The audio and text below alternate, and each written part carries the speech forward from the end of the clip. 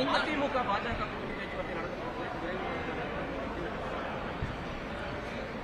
அதை பற்றி நான் எதுவும் பேச விரும்பலீங்கன்னா காரணம் எங்களுடைய தலைவர்கள் தேசிய தலைவர் நட்டா அவர்களாக இருக்கட்டும், உள்துறை அமைச்சர் அமித்ஷா அவர்களாக இருக்கட்டும், நம்முடைய அமைப்பு பொதுச் செயலர் சந்தோஷி அவர்களாக இருக்கட்டும், பாரதிய ஜனதா கட்சி தமிழ்நாடு தொண்டர்களுடைய கருத்தை ஒரு தலைவராக நான் பிரதிபலிச்சிருக்கிறேன். இன்னைக்கு தமிழ்நாடு அரசியல் களம் எப்படி இருக்கு, அரசியல் களம் எப்படி மாறி இருக்கு. ஒரு இந்தியா டுடே அப்ரூவல் ரேட்டிங், அந்த சி ஓட்டர் சர்வே நேற்று போட்டாங்க. அந்த சி ஓட்டர்ல ஒரு மாநிலத்தினுடைய முதலமைச்சருடைய அப்ரூவல் ரேட்டிங் வெறும் 27% இருக்கு. வெறும் 27%.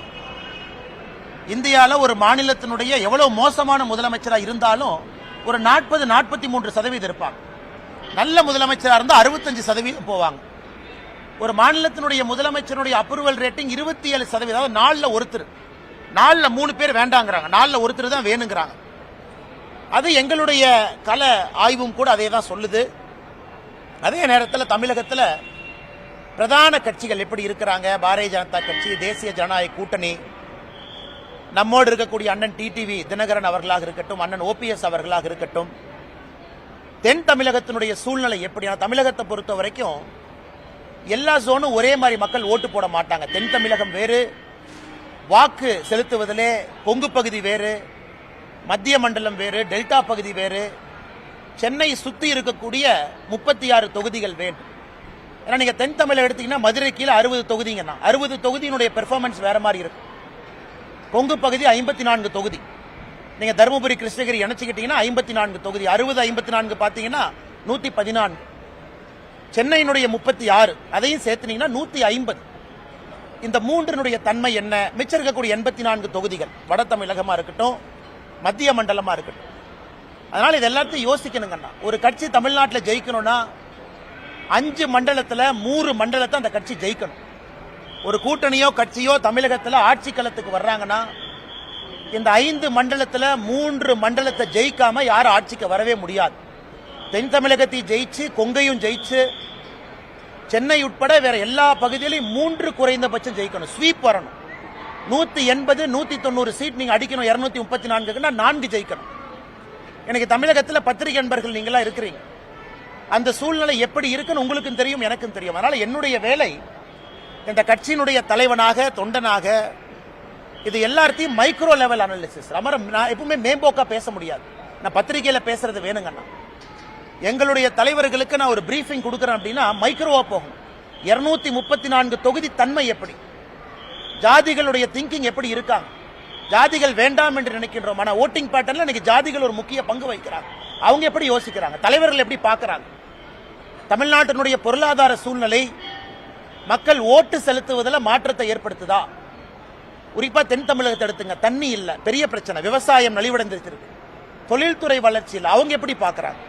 அதனால நான் என்ன பேசினேன் அப்படிங்கறத நான் பத்திரிகை நண்பர்கள்ட்ட சொன்னா தவறா போயிருங்கன்னா, ரொம்ப டீடைல்டாக, ஆழமாக, ஆதாரத்தின் அடிப்படையில் எப்படி தமிழ்நாடு இருக்கின்றது, எப்படி செல்ல வேண்டும், மக்களுடைய நலன் எப்படி இருக்கணுங்கிறத நாங்க பேசியிருக்கோம். அதனால் கூட்டணியை பற்றி எந்த வார்த்தையும் நான் பேச விரும்பல. அது நம்முடைய உள்துறை அமைச்சர் அமித்ஷா அவர்கள் நேற்று முன்தினம் டைம்ஸ் நவ் சம்மிட் டெல்லியில பேசியிருந்தாங்க. நீங்க அதை பார்த்தீங்க. அதனால அவருடைய கருத்தை, இந்த விஷயத்தை பொறுத்தவரை இறுதி கருத்தாக நீங்க எடுத்துக்கங்க. என்னை பொறுத்தவரை தமிழகம் நன்றாக இருக்கணும், மக்கள் நல்லா இருக்கணும். அதே நேரத்தில் பாரதிய ஜனதா கட்சியினுடைய வளர்ச்சி தங்குதடை என்று இருக்கணும் அப்படிங்கிறது நான் ரொம்ப தெள்ள தெளிவா இருக்கேன். எனக்கு எந்த ஒரு தலைவரின் மீதோ எந்த ஒரு கட்சியின் மீதோ கோபம் கிடையாது, யாருக்கும் எதிரானவன் கிடையாது. பாரதிய ஜனதா கட்சியினுடைய வளர்ச்சி எனக்கு முதன்மை, தமிழகத்தினுடைய நலன் அதைவிட முதன்மை. அதனால பொறுத்திருந்து பாருங்க. நான் ஏற்கனவே என்னுடைய ஸ்டாண்டை பொறுத்த வரைக்கும் எப்பொழுதுமே நான் ஓப்பனா தான் இருந்திருக்கேன், எந்த மாற்று கருத்தும் இல்லை. நான் டெல்லியில பேசும்பொழுது தொண்டனாக பணியாற்றவும் தயார் என்கின்ற வார்த்தையும் பயன்படுத்திருக்கேன். அதனுடைய பொருளையும் நீங்க நல்லா உணர்ந்துக்குங்க. அண்ணாமலை அரசியலுக்கு வந்திருப்பது பவருக்காக கிடையாது. அண்ணாமலை அரசியலுக்கு வந்திருப்பது தமிழகத்திலே ஒரு மாற்றத்தை ஏற்படுத்த வேண்டும் என்பதற்காகத்தான். நான் ஆகஸ்ட் 25, 2020 பாரதிய ஜனதா கட்சி டெல்லியில இணைஞ்சேன். அன்றிலிருந்து இன்று வரை என்னுடைய எண்ணத்தில் ஒரு சிறு பிசிறு கூட கிடையாது. எதற்காக அரசியலுக்கு வந்தேன் என்பதை 5 ஆண்டு கழித்தும் கூட இன்னைக்கும் அதே உணர்வோடு உங்களோடு நின்று கொண்டிருக்கின்றேன். அதனால் கூட்டணி பற்றி விரைவில் நீங்க பாப்பீங்க. தமிழ்நாடு பாரதிய ஜனதா கட்சியினுடைய தலைவர் எப்படி இருக்கணும் அதையும் விரைவில் பார்ப்பீங்க.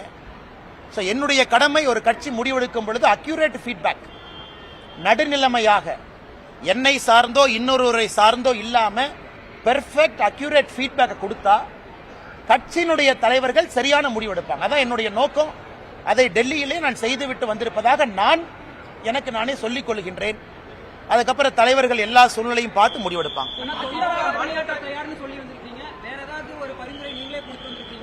அண்ணே அதை நான் பேச விரும்பலைங்க அண்ணே. அது நான் அதுக்குள்ள போக விரும்பல. என்னை பொறுத்தவரை கட்சியினுடைய முக்கியமான தலைவர்கள் யார் இருக்கிறாங்க, யார் முடிவெடுக்கிறாங்க அப்படிங்கறத தொடர்ந்து நான் பேசிக்கிட்டு இருக்கேன். அதை நான் இன்னைக்கும் உங்ககிட்ட பேசியிருக்கேன். இன்னைக்கு சொல்லியிருக்காங்கன்னா பாரத பிரதமர் நரேந்திர மோடி ஐயா ஏப்ரல் 6ஆம் தேதி தமிழ்நாட்டுக்கு வர்றாங்க. ராமேஸ்வரம் ராமநாதபுரத்துக்கு வர்றாங்க. இலங்கையிலிருந்து நேரடியா டைரக்டா இலங்கையிலிருந்து ராமநாதபுரத்துக்கு வர்றாங்க. இலங்கை 5ஆம் தேதி போறாங்க இலங்கைக்கு. அது முடித்த பிறகு மண்டபத்துக்கு வர்றாங்க. மண்டபம் வந்த பிறகு பாரத பிரதமர் நரேந்திர மோடி ஐயா அவர்கள் பாம்பன் அந்த புதிதாக இந்த புதிய டெக்னாலஜியோடு வடிவமைத்திருக்கக்கூடிய பாலத்தை திறப்பு விழா செய்யறாங்க. அதன் பிறகு கோவிலுக்கு போறாங்க. ஒரு முக்கிய ஜோதிர்லிங்க கோயிலாக இருக்கக்கூடிய ராமேஸ்வரம் கோயிலுக்கு போய் ஆண்டவன் தரிசனம் முடிச்சுட்டு கவர்மெண்ட் பப்ளிக் மீட்டிங், அதாவது பாரதிய ஜனதா கட்சியினுடைய பொதுக்கூட்டம் இல்ல, அரசு நடத்தக்கூடிய பொதுக்கூட்டத்தில் பிரதமர் பங்கேற்று புதிய திட்டங்களுக்கான அறிவிப்பு எல்லாம் செஞ்சுட்டு பிரதமர் அவர்கள் மதுரை வழியாக டெல்லிக்கு திரும்பி போறாங்க. இது ஏப்ரல் 6ஆம் தேதி நடக்கிறது. அதற்கான பணிகள் எல்லாம் கூட நம்முடைய கட்சி தொண்டர்கள் செய்து கொண்டிருக்கின்றார்கள். அதுவும் எங்களுக்கு முக்கியம். பிரதமர் அவர்கள் தேர்தலுக்கு பிறகு 2024 லோக்சபா தேர்தலுக்கு பிறகு தமிழ்நாட்டுக்கு வரக்கூடிய அவருடைய முதல் விசிட் இது. அதையும் வெற்றிகரமாக அந்த பகுதியில் நடத்தி காட்ட வேண்டும் என்கின்ற முனைப்போடு இருக்கிறோம். அதனால் அரசியல் என்ன நடக்கும், எப்படி நடக்கும், எந்த நேரத்தில் நடக்கும்,